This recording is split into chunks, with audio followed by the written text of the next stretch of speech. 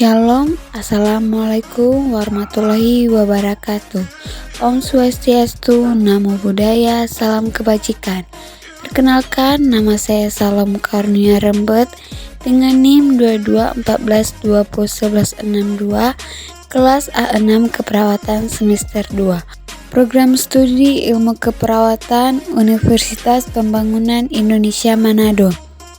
Di video kali ini saya akan menjelaskan kepada teman-teman semua tentang sejarah perkembangan komputer dengan mata kuliah komputer dasar oleh dosen pengampu Mary Mini Taju STMkom dengan tujuan untuk memenuhi tugas ujian akhir semester.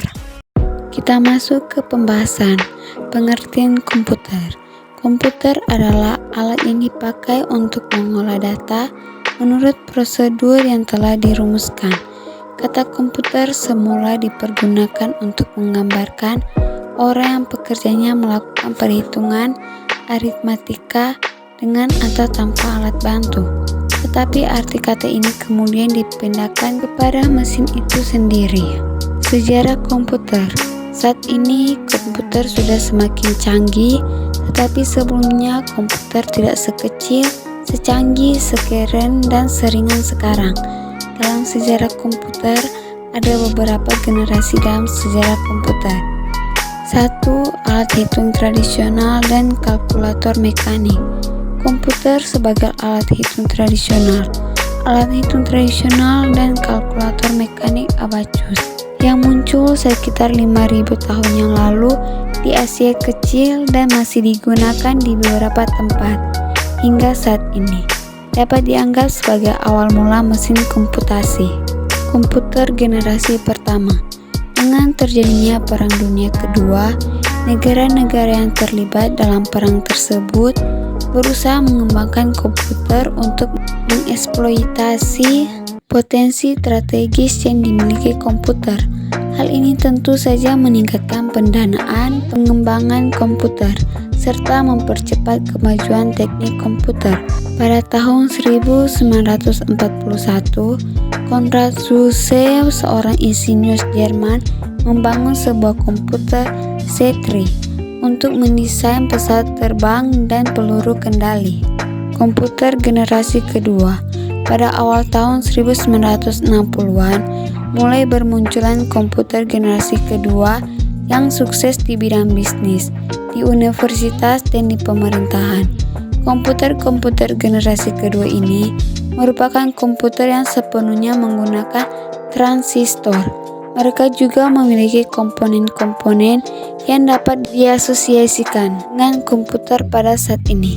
Printer, penyimpanan dalam disket, memori, sistem operasi, dan program. Komputer generasi ketiga.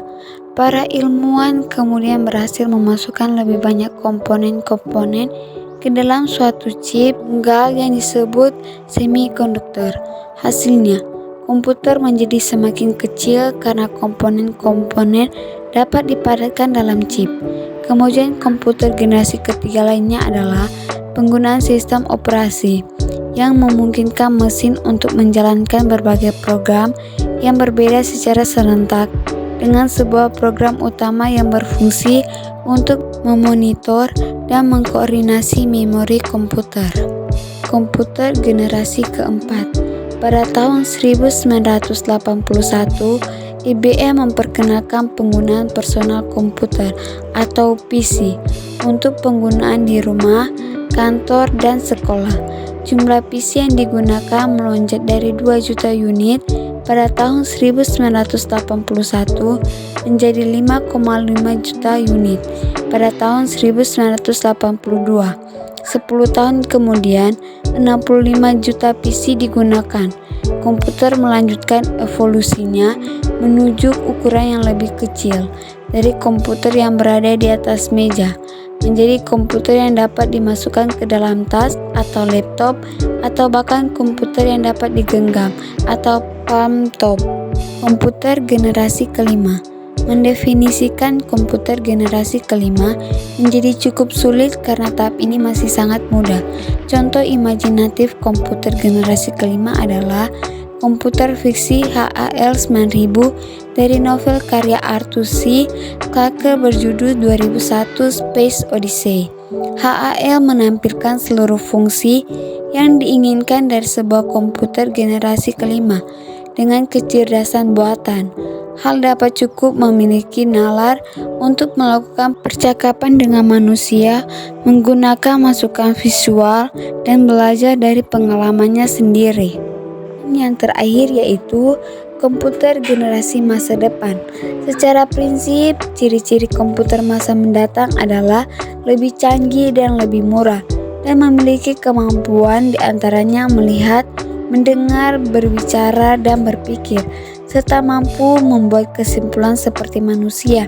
Ini berarti komputer memiliki kecerdasan buatan yang mendekati kemampuan dan perilaku manusia. Kelebihan lainnya lagi, kecerdasan untuk memprediksi sebuah kejadian yang akan terjadi, bisa berkomunikasi langsung dengan manusia, dan bentuknya semakin kecil. Dan jelas, komputer masa depan akan lebih menakjubkan.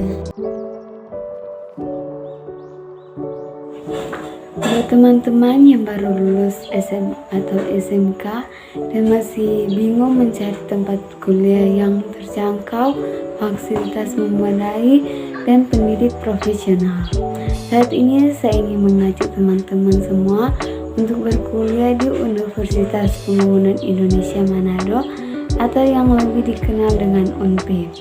Di sini kami mempunyai 6 program studi. Yang pertama, Fakultas Keperawatan dan Program Profesi Nurse. Yang kedua, Fakultas Pertanian. Yang ketiga, Fakultas Ilmu Sosial dan Ilmu Politik. Yang keempat, Fakultas Hukum. Yang kelima, Fakultas Sastra.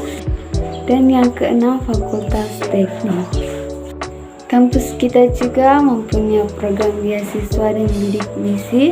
Untuk info yang lebih lanjut bisa klik link di bawah ini. Terima kasih. Selamat datang di Fakultas Keperawatan Universitas Pembangunan Indonesia Manado. Kampus asri dan elegan yang berdiri sejak tanggal 20 Januari tahun 2009, saat ini memiliki 2 program studi. Program studi ilmu keperawatan dengan gelar sarjana keperawatan dan program studi profesi nurse dengan gelar nurse. Menjadi nurse profesional adalah impian dan harapan banyak orang. Dengan visi menjadi program studi nurse yang menghasilkan nurse yang unggul, kompeten, dan profesional serta berdaya saing dalam bidang keperawatan gawat darurat pada tahun 2022. Kami memberi diri untuk mendidik perawat-perawat pemula dengan bekal ilmu, keterampilan, dan sikap profesional keperawatan tanpa memandang bulu. Kami telah mengasah diri kami dengan pendidik berkelanjutan bahkan kompeten di bidang masing-masing.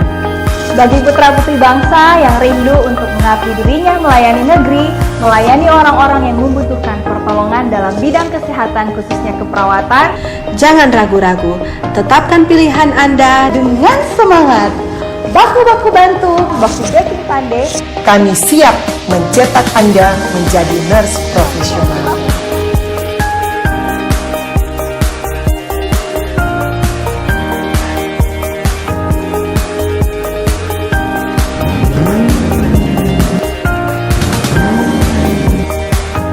Kiranya program studi nurse dapat mencetak perawat yang profesional dan berkompeten di bidangnya, serta memiliki etika dan moral yang baik dan bertanggung jawab, juga dapat bersaing secara global maupun internasional dan selalu menjaga nama baik alma mater Universitas Pembangunan Indonesia. Harapan kami di mana ketika melaksanakan asuhan keperawatan sesuai kompetensi, maka semua ilmu yang didapat terutama dalam praktik profesi nurse di rumah sakit itu tetap dikembangkan. Halo, selamat siang semuanya. Nama saya Devin Runtukahu.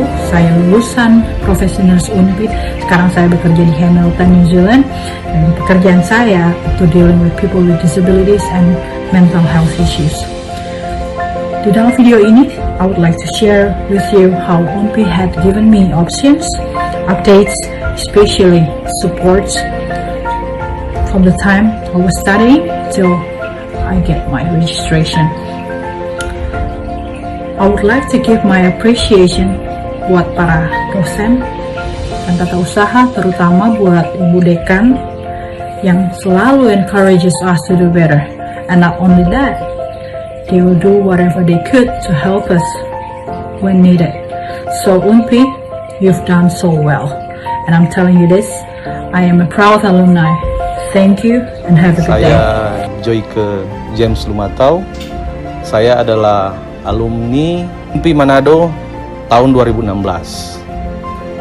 Saat ini saya bekerja pada pemerintah Provinsi Sulawesi Utara di Rumah Sakit Mata Provinsi Sulut, dan saat ini saya dipercayakan menjabat Kepala Seksi Pelayanan Medis dan Keperawatan. Saya pernah mengenyam pendidikan di UNPI, dan saat ini saya ingin berbagi pengalaman bahwa siapapun calon perawat masa depan saya rekomendasikan untuk menuntut ilmu di UNPI, karena salah satu universitas terbaik yang ada di Sulawesi Utara saat ini adalah UNPI Manado. Pengajarnya, ilmu-ilmu yang diberikan sangat bermanfaat dan sangat kompeten dengan situasi dan kondisi khususnya di dunia keperawatan saat ini. Untuk itu, bravo UNPI.